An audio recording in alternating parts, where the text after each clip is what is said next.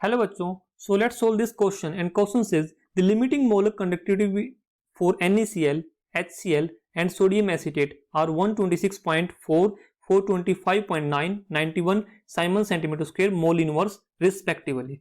So now we have to find out the limiting molar conductivity for acetic acid.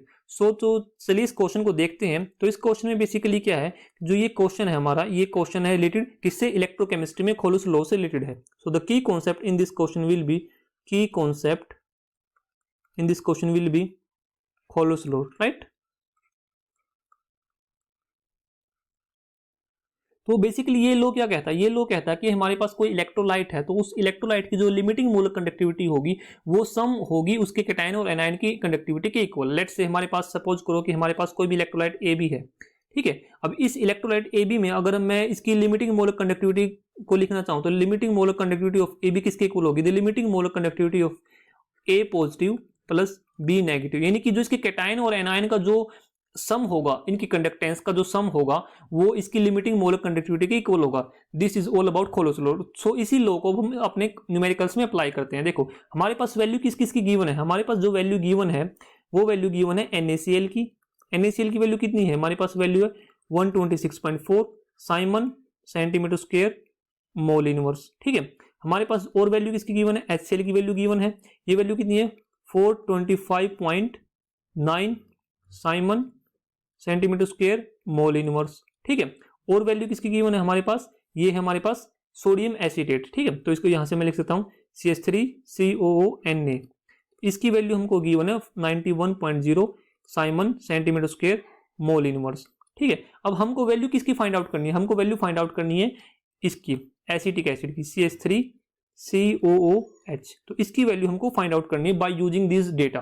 देखो अब हम इस equation को अप्लाई करते हैं। सो इस इक्वेशन को हम लिख कैसे सकते हैं, देखो यहां से अगर मैं इस इक्वेशन को लिखना चाहूं तो इस इक्वेशन में क्या होगा, मैं लिख सकता हूं the limiting molar conductivity for Na positive and Cl negative, इसकी कैटायन और एनायन का सम के इक्वल होगी, और जो ये वैल्यू किसके इक्वल आएगी, ये वैल्यू आएगी 126.4 के इक्वल आएगी।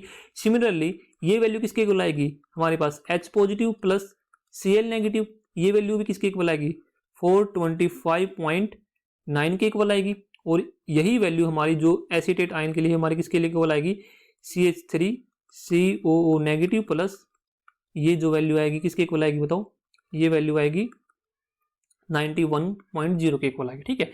अब हमको क्या चाहिए, हमको अगर मैं इसी के लिए लिखूं, इसके लिए लिखूं तो इसके लिए जो वैल्यू इक्वेशन होगी वो क्या बनेगी, वो इसके लिए इक्वेशन ये बनेगी ना CH3COO negative plus this is H positive, ठीक है। तो ये इक्वेशन बनेगी। अब हमको इस equation by using this equation हमको ये इक्वेशन बनानी है, ठीक है। अब हमको देखो क्या क्या चाहिए, हमको क्या चाहिए, हमको इसमें एक तो एसीटेट आयन चाहिए जो कि इस इक्वेशन में है, ठीक है। और क्या चाहिए हमको, और चाहिए हमको ये देखो H पॉजिटिव आयन चाहिए जो कि इस इक्वेशन में है। सो हम इन दोनों इक्वेशन को, लेट्स से हमारे पास इक्वेशन नंबर 1 है, ये इक्वेशन नंबर 2 है और ये इक्वेशन नंबर 3 है, हम सेकंड और थर्ड इक्वेशन को ऐड कर देंगे और उसको फर्स्ट माइनस कर देंगे, ठीक है, इन दोनों से, तो हमको ये वैल्यू मिल जाएगी। देखो यहां से कैसे मिलेगी वैल्यू, सो यहां से मैं लिख सकता हूं कि जो वैल्यू आएगी वो कैसी आएगी, देखो यहां से अगर मैं लिखूं for finding out the limiting molar conductivity of acetic acid, so it will be equal to you can say the limiting molar conductivity of HCl plus limiting molar conductivity of acetic acid, not acetic acid, this is sodium acetate, right, and minus limiting molar conductivity of NaCl, right। तो देखो अब यहां से देखो हमको ये equation लेके आनी है जिसमें लास्ट में हमारे पास क्या बचे, केवल एसीटेट आयन और H प्लस आयन बचना चाहिए, ठीक है। तो इसको हम कैसे लिख सकते हैं, इसको मैं लिखूंगा H positive plus Cl negative, और इसको क्या लिखूंगा मैं CH3CO नेगेटिव प्लस, यहां से मैं क्या लिखूंगा Na पॉजिटिव, ठीक है।